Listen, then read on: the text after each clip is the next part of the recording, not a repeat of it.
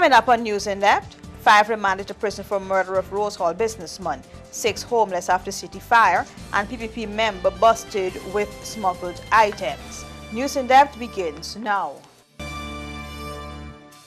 With tonight's edition of News in Depth, I'm Matt Wharton. Thanks for joining us. We begin this evening by telling you that 5 men have been remanded to prison for the murder of that Rose Hall businessman. They are also claiming police brutality. 5 quarantined men were today remanded to prison for the murder of Rose Hall businessman and father of 4, Daniel Jagdeo. The men, Mark Doman, Abdul Azimullah, Zahir Abdul, Satish Budram, and Shannon Batson appeared in the Wayne Magistrates Court before Magistrate Charlie Natiga, where they were not expected to plead to the indictable offense. The men, while in court, accused the police of beating them while in custody. Meanwhile, it was chaos in the courtyard as relatives of the murdered businessman confronted the accused men.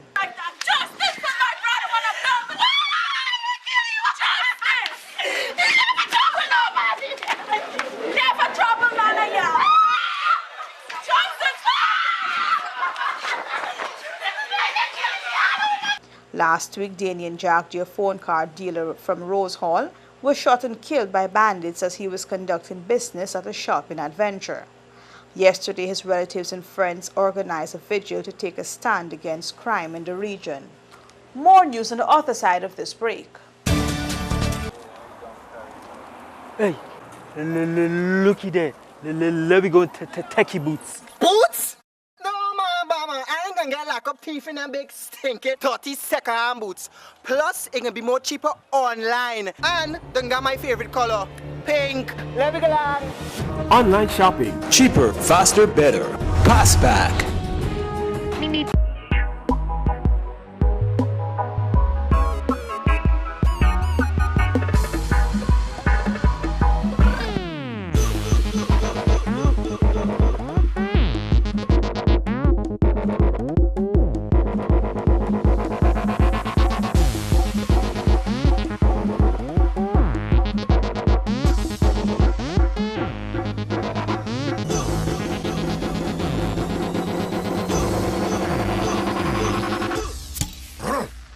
A man's beer.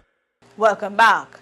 6 persons are now homeless after a fire in the city. Mid-afternoon, fire in Caneview Avenue, South Ramville Gardens has left 6 persons homeless and millions of dollars in damages. Residents say it was just around 1:50 this afternoon they saw smoke coming from the top flat of the building. An 8-year-old boy and his grandmother were home at the time when the fire started. An eyewitness recounted to members of the media. Started from upstairs in the building, in the middle upstairs in the building. It looked like it happened to be like the gas bark. You can hear boof, boof, boof, and you see the fire start according to the building from upstairs.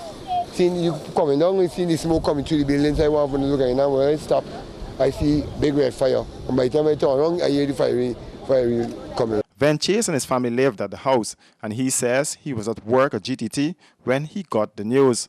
He said nothing was safe, and starting all over again is going to be rough, but he's determined to pick up the pieces. I just get a phone call saying house on fire and I reach here.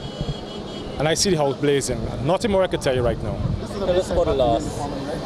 Loss is a lot. 100%. Because as you can see, the house burned right down. We get saved nothing, so everything we have went to the house gone.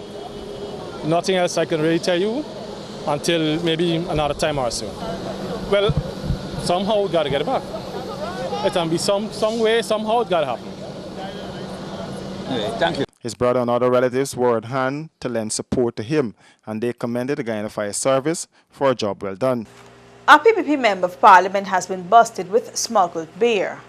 An opposition member of parliament caught smuggling beer from neighboring Brazil into Lethem said he's working out an agreement with the Guyana Revenue Authority. Via telephone, Alistair Charlie did not deny the incident, but said he is in discussion with a senior staffer of the Revenue Authority to discuss the payment of the duty for the smuggled items so as to secure the release of deceased items and his vehicle. Charlie said there are several other persons who are just as affected as he is. However, a source familiar with the case at the Revenue Authority said it is unlikely that Charlie will be allowed to pay the fine or the duty owed. According to the source, there are talks to forfeit the beers and his vehicle. Sometime in January, Charlie, a resident of Lethem, was stopped by custom officials at a checkpoint, and after a search of his vehicle, the smuggled items were discovered. Your family will love new Abbey butter spread.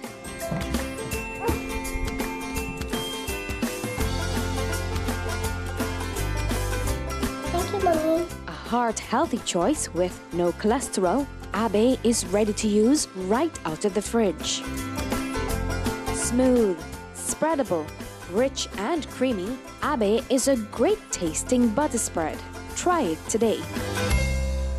Nothing compares to the class and beauty of Beeson Windows and Doors, engineered by professionals and built to last longer than the competition. Buy 10 windows and get one 24x16 bathroom window absolutely free. No tricks, no gimmicks, and no hidden fees. Prices starting from $13.5 VAT inclusive. So visit our showroom today at Lot 1228 New Eccles Industrial Site or BPAT's building on Regent Street and save big on UPVC or aluminum windows. To order now, call 622-4197 or 226-1292.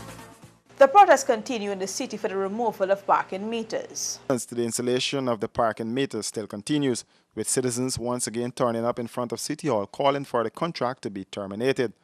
City Hall brokered an 8-20 deal with Smart City Solutions, a deal some say is criminal, and believe that City Hall is giving away the city to the company.